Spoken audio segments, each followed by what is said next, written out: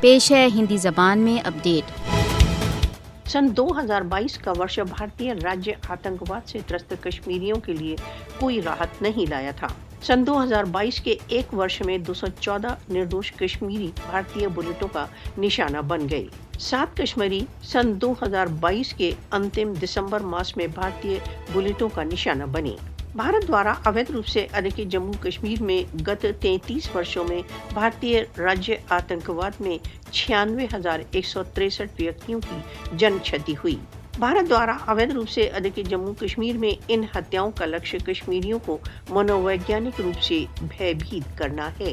कश्मीरी भारत द्वारा अवैध रूप से अधिकृत जम्मू कश्मीर में प्रतिदिन अवैध हत्याएं देख रहे हैं। भारतीय सशस्त्र बल भारत द्वारा अवैध रूप से अधिकृत जम्मू कश्मीर में सैकड़ों पाशविक हत्याएं कर चुके हैं। कश्मीरी जनता गत 7 दशकों से अधिक समय से संघर्ष का मूल्य चुका रही है। भारत द्वारा अवैध रूप से अधिकृत जम्मू कश्मीर की जनता के जीवन भारतीय सशस्त्र बलों की दया माया पर हैं।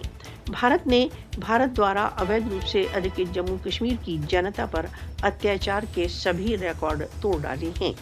इस प्रकार की अंधाधुंध हत्याओं द्वारा मोदी कश्मीरियों को आतंकित नहीं कर सकता तथा न ही दबा सकता है। विश्व को भारत द्वारा अवैध रूप से अधिकृत जम्मू कश्मीर में रक्तपात को बंद करने के लिए हस्तक्षेप करना चाहिए।